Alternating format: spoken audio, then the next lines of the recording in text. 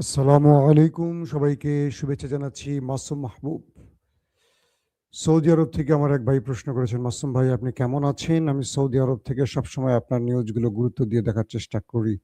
আপনার নামটা বোঝার চেষ্টা করছি কিন্তু নামটা বুঝতে পারছি না। আপনার নামটা লিখেন নাই ভালো করে। কুড়িগ্রামের রৌমারী থেকে দেখছেন এক ভাই। ইন্ডিয়া ওয়েস্ট বেঙ্গল থেকে দেখছেন। ওকে, প্রিয় দর্শক, চট্টগ্রাম পটিয়া থেকে দেখছেন, কুড়িগ্রামের আরো কয়েকটি জায়গা, হাবিব নড়াইল থেকে, নলিতা বাড়ি থেকে, জি চট্টগ্রামের পরে কিশোরগঞ্জ, সৌদি আরব, রোমানিয়া। দর্শক, আজকের বেশ কিছু গুরুত্বপূর্ণ খবর আছে। এর মধ্যে প্রধান যে গুরুত্বপূর্ণ খবর সেটি হলো আমেরিকাতে ট্রাম্পের বিরুদ্ধে এবং ইসরায়েলের নেতানিয়াহুর বিরুদ্ধে লাখো মানুষ রাজপথে নেমে গেছে। এটাকে আমরা কোটি মানুষ বলতে পারি। কেবল এই যুদ্ধের জন্য এই দুজন মহা চাপে না, এবার নিজের দেশের মধ্যে তাদের পদত্যাগের দাবি উঠে গেছে। কিভাবে সামলাবেন? অন্যদিকে ইরানকে ঘায়েল করতে গিয়ে দুর্দান্ত যে চালগুলো দিয়েছিল এই দেশ দুটো, সেগুলোকে ভেস্তে দিয়ে ইরান তাদের উপর নতুন চাপ সৃষ্টি করে খেলার কন্ট্রোল তার হাতে নিয়ে নিচ্ছে। পাশাপাশি ইয়েমেন দ্বিতীয় দফা আবারও নেতাকাকুর বাড়িতে হিট করেছে। পাশাপাশি হিজবুল্লাহর খেলা তো চলছেই। আপনাদের এই যুদ্ধের আজকে প্রায় 28-29 দিনে একটা প্রশ্ন তৈরি হতে পারে, এই যুদ্ধে ইরানের কি লাভটা অর্জিত হয়েছে। সংক্ষিপ্ত কয়েকটা আজকে জানাবো এই লাইভের ভেতরে আপনাদের। দর্শক যারা শুনতে এবং দেখতে পাচ্ছেন আমাকে একটু কমেন্ট করে জানাবেন। ওকে, আমি আপনাদের কমেন্ট দেখতে পাচ্ছি। জাকির বরগুনা, ফারুক বগুড়া, হ্যাঁ বরগুনা বগুড়া পাশাপাশি নাকি? ওকে দর্শক, ট্রাম্পের বিরুদ্ধে আমেরিকাতে নো কিংস মুভমেন্ট চলছে। আমি এটা আপনাদের গত প্রায় 4-5 দিন ধরে বলছি যে আমেরিকার ইতিহাসে সবচেয়ে বৃহৎ একটা মুভমেন্ট হতে যাচ্ছে। এটার প্রথম ছিল প্রায় 2 million, 3 million, 5 million, 7 million people. এবার এটি চলে এসছে 9 মিলিয়ন পিপল, প্রায় 1 কোটি। তো কালকে পুরো মার্কিন যুক্তরাষ্ট্রের প্রায় 3,500 শহরে, প্রায় বলছে এই কারণে 3,000 ক্রস করছে, তো প্রায় 3,500, শুনছেন তো, 300 না, 3,500 শহরে আমেরিকার এই বিক্ষোভটি হয়েছে ট্রাম্পের বিরুদ্ধে, নো কিংস। এবং মার্কিন যুক্তরাষ্ট্রের অ্যাটর্নি জেনারেল তিনি নিজে প্রকাশ্যে মাঠে নেমে কথা বলেছেন এই দেশটি গণতান্ত্রিক উপায়ে জনগণের সিদ্ধান্তের উপর ভিত্তি করে চলে। এই দেশে কোনো একক ব্যক্তি তার নিজের ইচ্ছে মতো চলতে পারে না। তিনি বলছেন দেশের দ্রব্যমূল্যের ঊর্ধ্বগতি, অভিবাসী আইন এবং ইরান যুদ্ধ যে নীতিগুলো চলছে এগুলো মার্কিন নীতি নয়, মার্কিন জনগণের নীতি নয়, এগুলো ট্রাম্পের রাজা হবার খায়েশ থেকে তৈরি হয়েছে। এই জন্য নো কিংস মুভমেন্ট। কেবল মার্কিন যুক্তরাষ্ট্রের ভেতরে নয়, এটি পুরো ইউরোপ জুড়ে হয়েছে আমেরিকার বিরুদ্ধে বা ট্রাম্পের বিরুদ্ধে বিক্ষোভ। স্পেন, ইতালি, ফ্রান্স, জার্মান, মানে ইউরোপের বড় বড় শহরগুলোতে আমেরিকার ডোনাল্ড ট্রাম্পের বিরুদ্ধে বিক্ষোভ হয়েছে। পুরো আমেরিকার 3,500 শহরে মানুষ নামছে, বলছেন। এবং মার্কিন গণমাধ্যমগুলো বলছে আমেরিকার ইতিহাসে কোনো সরকারের বিরুদ্ধে এটি সবচেয়ে বড় মুভমেন্ট। তাহলে ট্রাম্প তার জনপ্রিয়তার কোন লেভেলে আছে আমরা মোটামুটি বুঝতে পারছি। ট্রাম্প ইরানে হামলা করে তিনি ভুল করলেন না তিনি সঠিক পথে আছেন, আশা করি তিনি এই মুভমেন্টের পর বুঝতে পারছেন। ট্রাম্পকে প্রশ্ন করা হয়েছিল, আপনি এই লড়াইতে বা এই যুদ্ধটা যে শুরু করেছেন আপনি কি নিজেকে সফল মনে করছেন? তিনি বলছেন হ্যাঁ আমি সফল, আমার লক্ষ্য অর্জিত হয়েছে। এবং তার যে ভাইস প্রেসিডেন্ট জেডি ভেন্স তিনিও গণমাধ্যমকে বলছেন যে ট্রাম্প দ্রুত যুদ্ধ বন্ধ করবে কারণ তার লক্ষ্য অর্জিত হয়ে গেছে। এখন আমরা লক্ষ্যগুলো খুঁজি কি? ইরানের রেজিম চেঞ্জ সম্ভব হয়নি, ইরানে খার্গ আইল্যান্ড দখল সম্ভব হয়নি, ইরানের কোনো ভূমি দখল সম্ভব হয়নি, ইরানের নিউক্লিয়ার প্রজেক্ট বা ইরানের যে প্রজেক্টগুলো চলমান এগুলো বন্ধ সম্ভব হয়নি। ইউরেনিয়াম 60% ইউরেনিয়াম ইরান আমেরিকার হাতে তুলে দিয়েছে, সম্ভব হয়নি। ইরানের ব্যালিস্টিক মিসাইল যে প্রোগ্রাম, এটিও বন্ধ হয়নি। আমেরিকা যে অনুরোধ করেছিল 1000 কিলোমিটারের নিচে ব্যালিস্টিকের রেঞ্জ কমানো, সম্ভব হয়নি। তাহলে লক্ষ্য অর্জিত হয়েছে কোনটা? আলী খামেনির হত্যা। মার্কিন গণমাধ্যমগুলো বলছে ট্রাম্প এবং নেতানিয়াহুর ভুলটি হলো তারা খামেনিকে হত্যা করে ভুল করেছেন, কারণ খামেনি বেঁচে থাকলে এই যুদ্ধটা এতদিন বিরতিতে চলে যেত। তিনি সহনশীল, ধৈর্যশীল, নরম স্বভাবের মানুষ ছিলেন। হ্যাঁ, তিনি একটা সময় লড়াকু নেতা ছিলেন, কিন্তু তিনি ইরানের বা জনগণের ভবিষ্যৎ চিন্তা করে, বা একটা রাষ্ট্র যেভাবে সভ্যতার বা একটা রাষ্ট্র যেভাবে তৈরি হয়েছে, ইরান তো দীর্ঘদিন নিজের ভূমিতে খুব বেশি আক্রমণ শিকার হয়নি। ইরাক ইরান যুদ্ধের পর যেভাবে সাজিয়েছেন, তিনি চেয়েছেন দেশটা ধ্বংস না হোক, তার আরো প্রস্তুতির ব্যাপার ছিল। কিন্তু এখন যারা রেজিমটা আছে, আলী খামেনি বা আইআরজিসি যারা কন্ট্রোল করছে ইরানকে, তারা কট্টর পন্থার লোক এবং তারা প্রতিশোধ স্পৃহা নিয়ে কাজ করছে, কারণ তাদের সর্বোচ্চ নেতাকে মেরে দেয়া হয়েছে। তো খামেনির জায়গাটা আর এখনকার যারা আছে তাদের জায়গাটা এক না। আমেরিকার গণমাধ্যম বা আমেরিকার যারা বিশ্লেষক, তারা বলছেন ট্রাম্প নেতানিয়াহুর জন্য টেনশন হলো এটাই যে খামেনিকে আলোচনায় বসানো যাবে, মুস্তফাকে বসানো যাবে না, কারণ মুস্তফা এগুলোকে তোয়াক্কা করে না।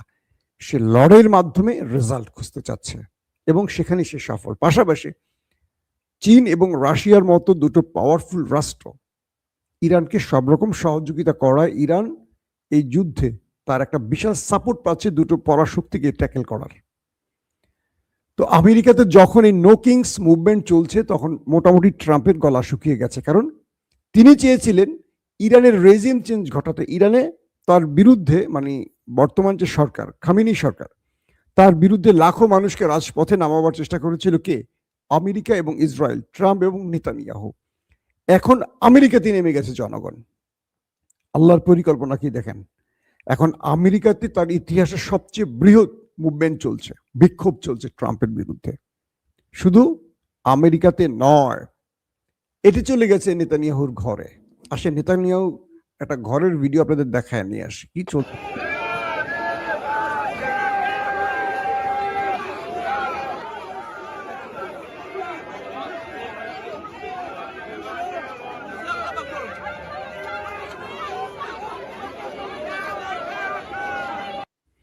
আপনারা দেখছেন খোদ নেতা কাকুর বাড়ির দৃশ্য। এখানকার মানুষ রাস্তায় নেমে এসে তারা বলছে নেতানিয়াহুকে পদত্যাগ করতে।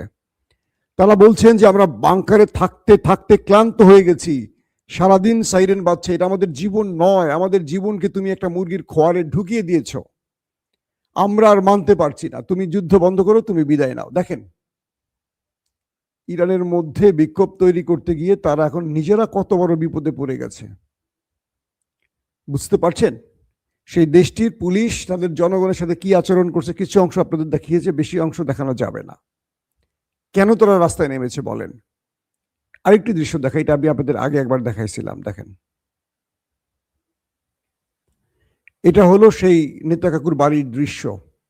ইরান মিসাইল মেরে দেশটাকে ধোলাইখাল বানায় ফেলছে, পুরো দৃশ্য দেখেন, ধ্বংস করে ফেলছে। এই দৃশ্যগুলো হয়তো গণমাধ্যমে আসছে না, কিছু কিছু ফুটেজ বেরিয়ে আসছে, সেগুলো আপনারা দেখতে পাচ্ছি। সাজানো গোছানো একটা দেশ ইসরায়েল, বহু বছর ধরে বহু পরিকল্পনা করে শহরটাকে সাজানো হয়েছে, কত স্তরের প্রতিরক্ষা ব্যবস্থা দিয়ে সাজানো ছিল দেশটি। কিচ্ছু হবে না, একটা পাখিও ঢুকতে পারবে না। Iron Dome, David Sling, Arrow, Patriot, THAAD, সব ভেদ করে ইরান কি করেছে দেখেন ভালো করে। একটু ফুটেজগুলো চেক করলেই বুঝবেন কি অবস্থা করে ফেলেছে দেশটির ভেতর ইরান। দর্শক, তাহলে আমরা দুটো জিনিস ক্লিয়ার হলাম, যে আমেরিকা এবং ইসরায়েল যে ইরানের রেজিম চেঞ্জের প্ল্যান করেছিল, সেই প্ল্যানে তারা নিজেরা তো সফল হয়নি, উল্টো তাদের দেশের মধ্যে এখন জনগণ তাদের বিরুদ্ধে রাস্তায় নেমে গেছে। এই দুটো এখন সামনের দিনগুলো আরো বড় আকার ধারণ করবে। বলা হচ্ছে ইউরোপের মধ্যেও আস্তে আস্তে এই ক্ষোভ দানা বাঁধছে। ইতিমধ্যে ইউরোপীয় মার্কিন ট্রাম্পের বিরুদ্ধে, প্রেসিডেন্ট ট্রাম্পের বিরুদ্ধে বিক্ষোভ হয়ে গেছে কালকে রাতে। আমেরিকার সামনে যে বিপদগুলো, ইরান কিভাবে এটা ট্যাকেল করছে দেখেন। ইরান বলছে যে তোমাদের সাথে আমাদের আলোচনার সুযোগ নাই। আমরা আমাদের মধ্যস্থতাকারী যারা তুমি পাঠিয়েছো, পাকিস্তান, তুরস্ক, তাদেরকে বলে দিয়েছি আমরা যে শর্তগুলো দিয়েছি এই শর্তগুলো মানলেই কেবল যুদ্ধ বন্ধ হবে। তোমার কোনো শর্ত মানতে আমি রাজি না। কখন ইরান এই কথাটি বলতে পারে? যখন ইরান ড্রাইভিং সিটে থাকে, বিজয়ের মুডে থাকে। নাম্বার ওয়ান, ইরানের প্রেসিডেন্ট তুরস্কের সাথে একাধিকবার কথা বলেছে। এরদোয়ান বারবার বিশ্ব মুসলিমকে সতর্ক করছেন। কেন? যে ওই দেশটির টার্গেট হলো মুসলমানদেরকে নিজেদের মধ্যে লাগিয়ে দেবে। মুসলমানদেরকে নিজেদের মধ্যে লাগিয়ে দিলে মুসলমানরা দুর্বল হবে, আর এই সুযোগটি হবে একদম পানির মতো সহজ ওদের জন্য গ্রেটার ইসরায়েল তৈরির। গ্রেটার ইসরায়েল কি? ইসরায়েল তো আছেই, ফিলিস্তিন, লেবানন, সৌদি, কাতার, কুয়েত, ইরানের অংশ, তুরস্কের অংশ, বাহরাইনের অংশ, জর্ডানের অংশ, এই পুরো গালফ কান্ট্রি থেকে একটা মানে বিশাল অংশ নিয়ে একটা বৃহৎ ইসরায়েল তৈরি। তাহলে আমি যে দেশগুলোর নাম বলছি প্রত্যেকটা দেশের ভূমি কিন্তু ইসরায়েলের টার্গেট। তার মানে এই জর্দান, বাহরাইন এরা ইসরায়েলকে সহযোগিতা করছে এই যুদ্ধে, কিন্তু এরা সবাই গ্রেটার ইসরায়েলের আওতায় আছে। বোঝেন মুসলমানরা কোন ঘুমের মধ্যে আছে। তো এরদোয়ান বলেছিলেন যে মানে তিনি বারবার মুসলিম বিশ্বের সাথে কথা বলছেন, যোগাযোগ করছেন। তার পররাষ্ট্রমন্ত্রীকে পাকিস্তানের ইসলামাবাদে পাঠিয়েছেন, মিশর, তারপর তুরস্কের পররাষ্ট্রমন্ত্রী, তারা ইসলামাবাদে বসছেন যুদ্ধ বন্ধে, কারণ এই যুদ্ধটা যদি মুসলমানদের মধ্যে না লাগে। এরদোয়ান সাফ করে বলছেন যে আপনারা প্রত্যেকে বুঝতেছেন এই যুদ্ধটা কারা লাগাচ্ছে, কেন, কোন উদ্দেশ্যে। খবরদার, আমি আপনাদেরকে সতর্ক করতেছি, বারবার সতর্ক করতেছি, কেউ নিজেরা নিজেদের সাথে যুদ্ধে জড়াবেন না। কেউ জড়াবেন না, পারলে গোপনে পারেন ইরানকে সহযোগিতা করেন। আরবের সাথে কথা বলেছেন, দুবাইয়ের মানে আরব আমিরাতের সাথে কথা বলেছেন, কাতার, কুয়েতের সাথে কথা বলেছেন। কে? রজব তাইয়্যিব এরদোয়ান। আজকের স্টেটমেন্ট শোনেন। প্রথম ওমান বলেছিল তারা ইরানের সাথে লড়াইতে যাবে না। এরপর কাতার, তারা তাদের হাই অফিসিয়ালের মাধ্যমে জানিয়েছে তারা ইরানের বিরুদ্ধে যুদ্ধে যাবে না। তারা বলেছে যে কাতার, ইরান আমাদের শত বছরের বন্ধু, আমাদের প্রতিবেশী, আমরা একসাথে এক পাশাপাশি থাকি, কখনো ইরান আমাদের জন্য হুমকি নয়, কখনো আমাদের উপর ইরান হামলা করেনি, করবেও না। কিন্তু এখন যেটি হচ্ছে একটি ভুল বুঝাবুঝির কারণে হচ্ছে। তো আমরা ইরানের উদ্দেশ্যে আমাদের বার্তা হলো আমরা তাদেরকে বন্ধু হিসেবে পেতে চাই। তার মানে কি? ইরান বুঝে গেছে কাতার তাদের সাথে লড়াই করবে না, তারা বন্ধুত্বের অফার করেছে, তারা আমেরিকার ভয়ে হয়তো কিছু বলতে পারছে না। এরপর সৌদি আরব স্টেটমেন্ট দিয়েছে নতুন করে, শোনেন আজকের ব্রেকিং খবর। সৌদি আরবও ইরানের সাথে লড়াইতে যাবে না। শোনা গেছে আরব আমিরাতও নাকি এই স্টেটমেন্ট দিচ্ছে। অর্থাৎ এরদোয়ানের ট্যাবলেট কাজে লেগে গেছে। এরদোয়ান বলছে যে তোমরা যারা আজকে ইরানের সাথে লড়বে মনে রেখো তারা শেষ হয়ে যাবে, কারণ ইরান শেষ হওয়ার আগে তাকে শেষ করে যাবে। আমেরিকা ইসরায়েলি পারছে না, মার্কিন সেনারা কি পরিমাণ খাচ্ছে, ওরা কি পরিমাণ খাচ্ছে নেতা কাকুরা তারা বোঝে। তুমি যদি এখন ইরানের সাথে লাগো, তুমি ইরানের ঘরের কাছে, ইরান তো টার্গেট করে তোমার রাজ পরিবারই আগে খেয়ে ফেলাবে। তোমার রেজিম চেঞ্জ করা তো ইরানের জন্য কয়েক সেকেন্ডের মামলা। বিশাল বিশাল তোমরা যে প্রাসাদ বানিয়ে রেখেছো রাজ পরিবারের, ইরান তো শুধু সিরিজ কয়েকটা মিসাইল মারলে সব মাটির সাথে মিশে যাবা। তো আমেরিকা তোমাদের বাঁচাবে? ইম্পসিবল। আমেরিকা তোমাদের বাঁচাতে আসেনি, আমেরিকা ইসরায়েলকে বাঁচাতে এসছে। কে বলছে? এরদোয়ান। এখন বিষয়টা কি দাঁড়িয়েছে? এখন মুসলমানদের মধ্যে যে টার্গেটটা নিয়ে ওরা এসছিল নেতা কাকু সফল হচ্ছে না, তারা ব্যর্থ হয়ে গেছেন। কারণ ইরানের সাথে মুসলিম রাষ্ট্রগুলো আপাতত মনে হচ্ছে তারা লাগবে না। নতুন করে আবার কোন খেলা খেলে আল্লাহ ভালো জানে ট্রাম্প সাহেব।